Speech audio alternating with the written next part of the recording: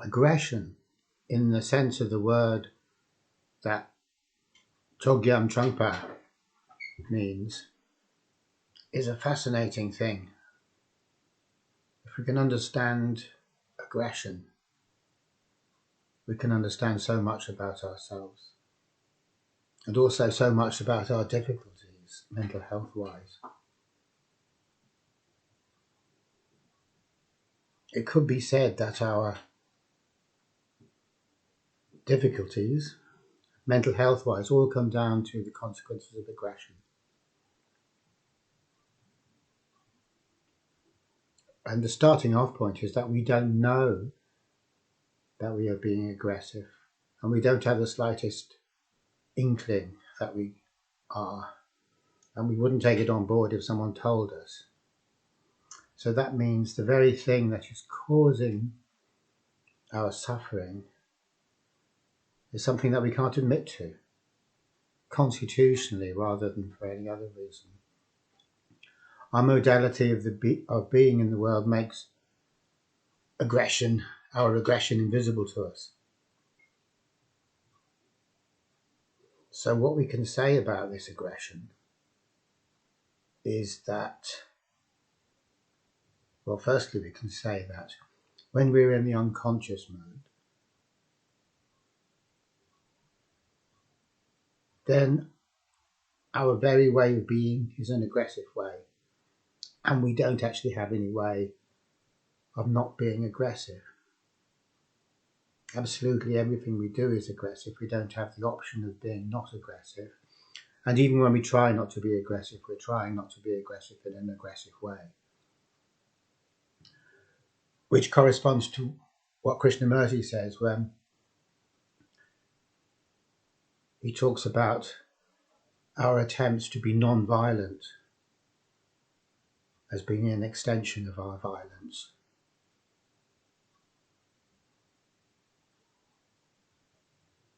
Or our attempt to bring about peace as being an extension of our violence. If we could understand this point that Krishnamurti is making, we'd have a rethink and we'd be in a better position to get out of the situation that we're in, which is the situation of creating problems by trying to fix them, or creating the problems that we're trying to fix are created by our attempts to cure them. Like if everything we do is aggressive, and if aggression is the root of our troubles,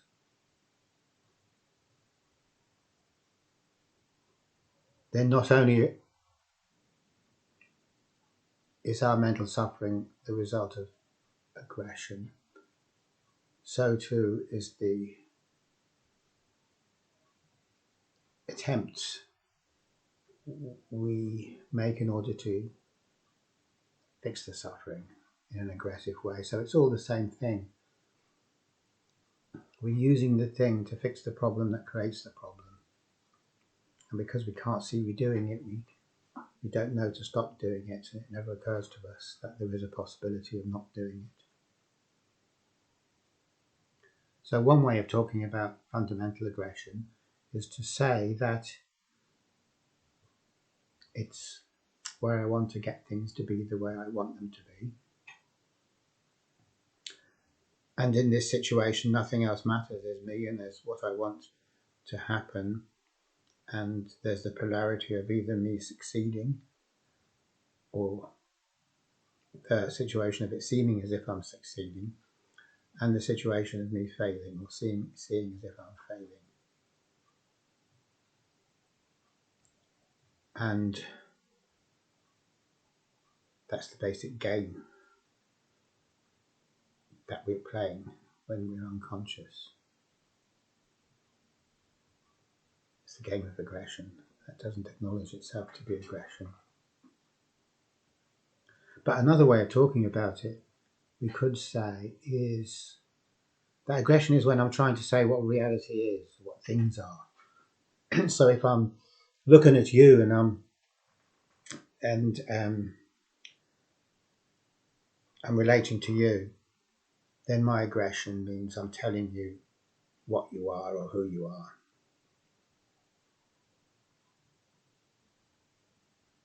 And that doesn't just happen when there's an argument or a row going on and I'm saying you're a total bloody idiot. I'm telling you what you are. What you are is like an idiot, and I'm telling you that in case you didn't know. So that's pretty obviously aggression. But the whole time I'm relating to you, I'm holding a construct of you in my mind. I'm relating to that construct. And I'm holding on to it tightly. I'm not going to let go of it. If I could let go of my construct of you, feel okay about doing that, that would mean I'm okay about letting go of the construct of me, being okay about that, and I'm not.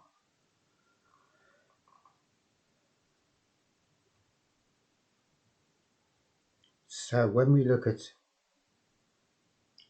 aggression as the ongoing attempt to say what things are or to say what reality is, that brings us a step closer to seeing the root of aggression. So if my entire being, the whole of it, is all about aggression and is made up of different types of aggression, non-stop aggression that I can't ever stop, and wall-to-wall aggression, since for me to be is to aggress, either successfully or unsuccessfully, as I would see it, then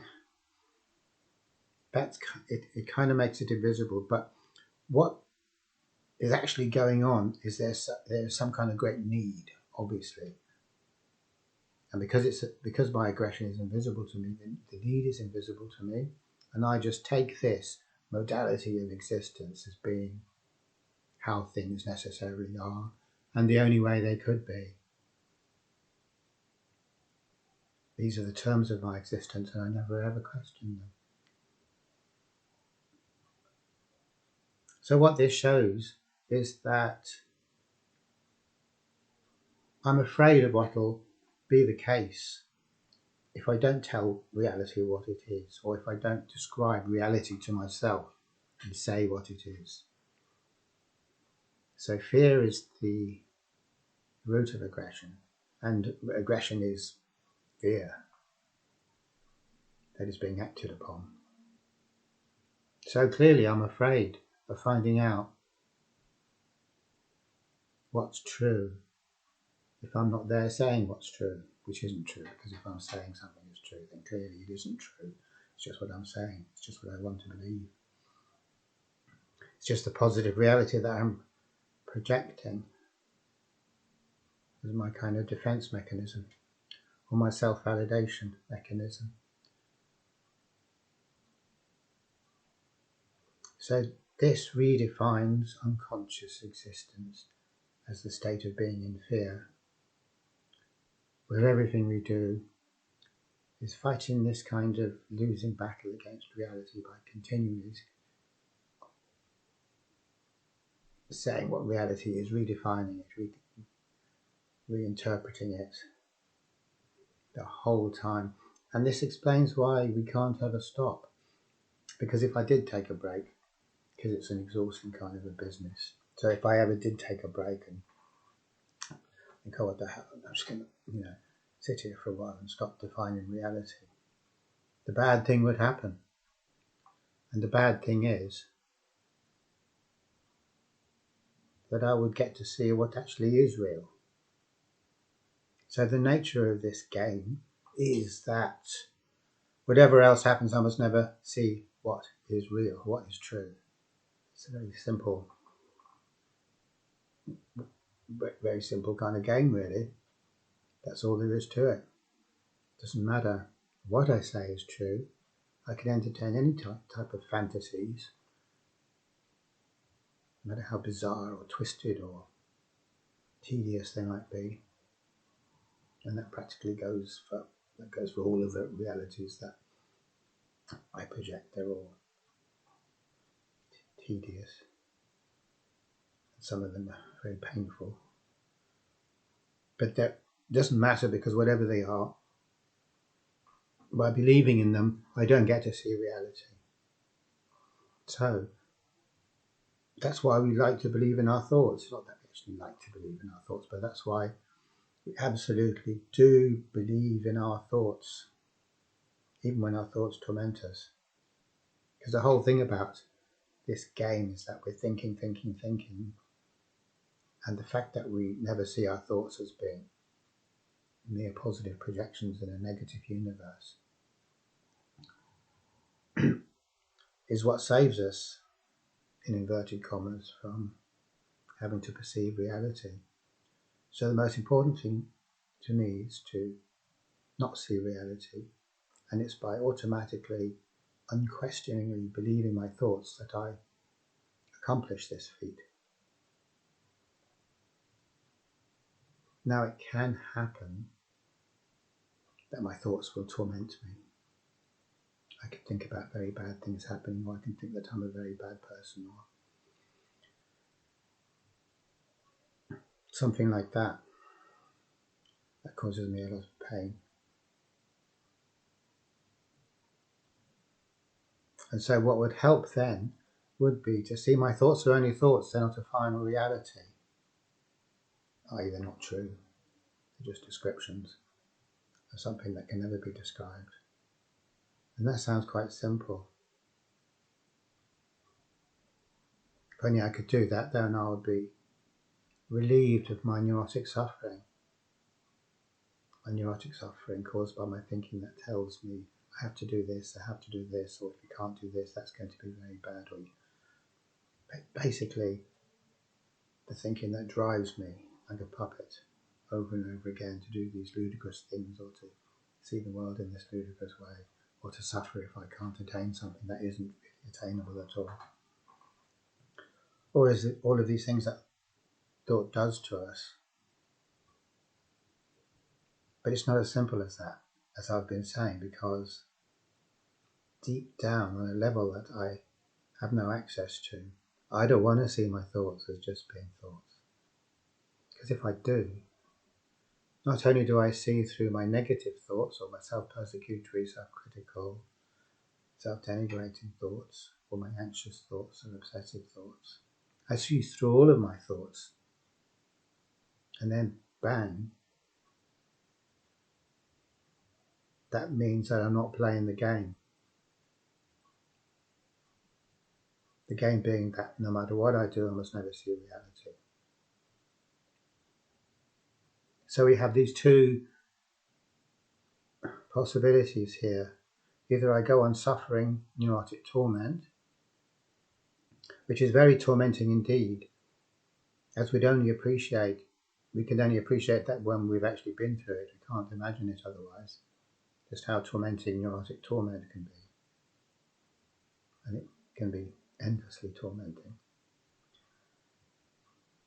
Tormenting to a degree we could never get anywhere close to imagining, and until or unless it actually happens to us. And the other option is perceive reality. Take a break from this stupendous non-stop effort of never seeing reality. So what do we choose? Again, as I've already implied, we always choose the torment of neuroticism, because seeing the truth or seeing reality is such a fundamentally unacceptable proposition to us. It's such an unacceptable proposition, we can't even see that it is an unacceptable proposition, because even knowing that much would have cost me far too much. We can't allow ourselves to know anything about this this game that we're playing at all. To have any knowledge at all of this game would be to give the game away. And then straight away I start to be aware that there is a reality which I'm not allowing myself to be aware of, or that there is truth, a truth that has nothing to do with what I like to believe is being true. So we human beings are devoted to our lives, to put it fairly bluntly, which doesn't sound very inspirational. And we go on with our therapies for trying to fix the negative thinking, whilst at the same time not wanting to do anything about being in the delusion of believing in all the rest of our thinking. So we want to stay deluded and yet fix the problem that the delusion is causing us. We want to stay asleep, but somehow get rid of the nightmares that this sleep is breeding.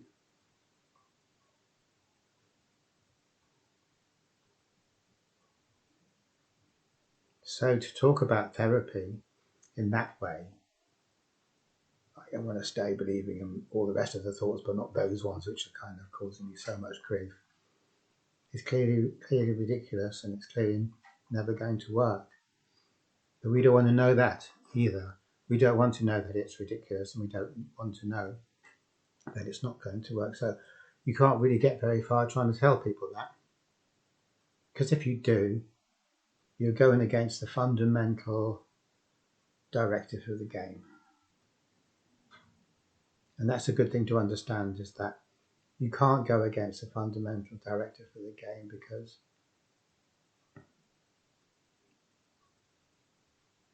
that is supremely important when we're in the unconscious mode.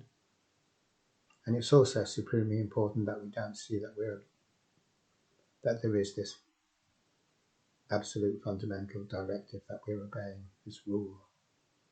That I must not see reality. I must not see the truth.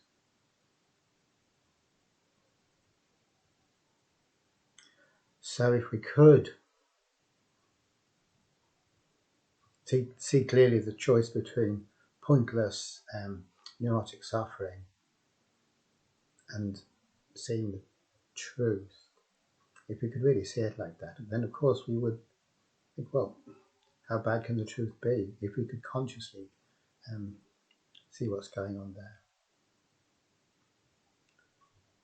And we could start to ask, why is the truth so very inimical to us? Why do we have such an almighty fear of it?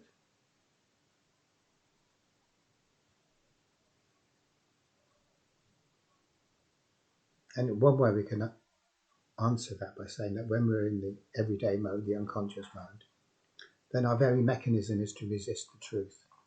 That is the core of our being, because our being in this mode is resisting the truth. So we're just being true to our conditioned being. As Chogyam Trungpa says, when we're alive, we have all these styles of self-distraction, which correspond to the various lokas or worlds.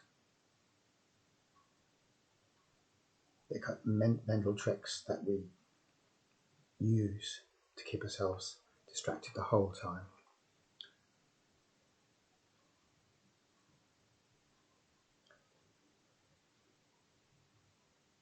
So these correspond to the, as I've just said, to the lokas in Buddhism, which are all the possible worlds we can be in.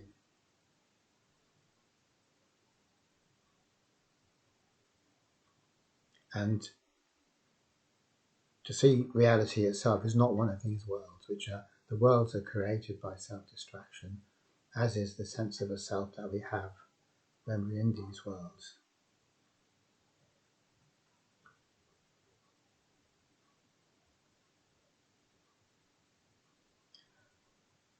So as long as I'm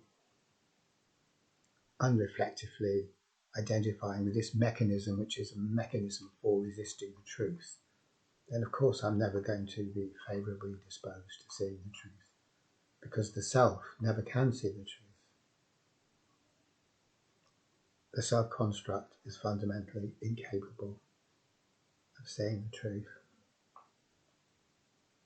And this brings us to the other side of the answer, or the other part of the answer, as to why we don't want to see the truth. Because the truth is that the self-construct is just a self-construct. So this sense of being, this self that I have going on for me right now, is a thing that is not true. And so the truth that I don't want to see is the truth that there is no such self, and that there never was and never could be. So this is what is called in Buddhism the truth of anatta, the truth of selflessness.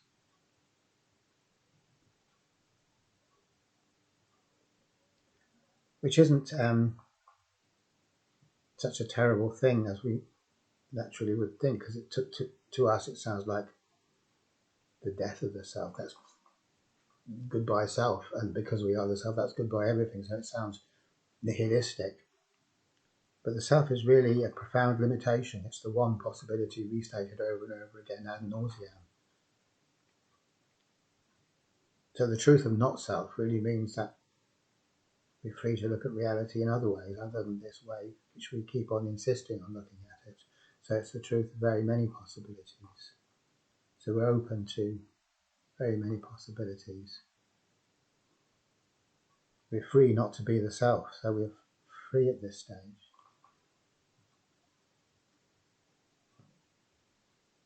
Only we don't want that freedom.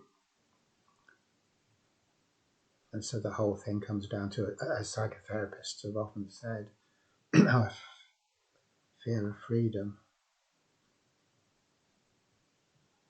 So it is sometimes said that we fear freedom because of the great responsibility that lies in freedom. Because if we were just following the rules, then we just follow the rules. What more can I do? And that's kind of true enough. But the more essential way of seeing this is to say that we're afraid of freedom because when we're free not to be who we think we are. Okay, thanks for watching.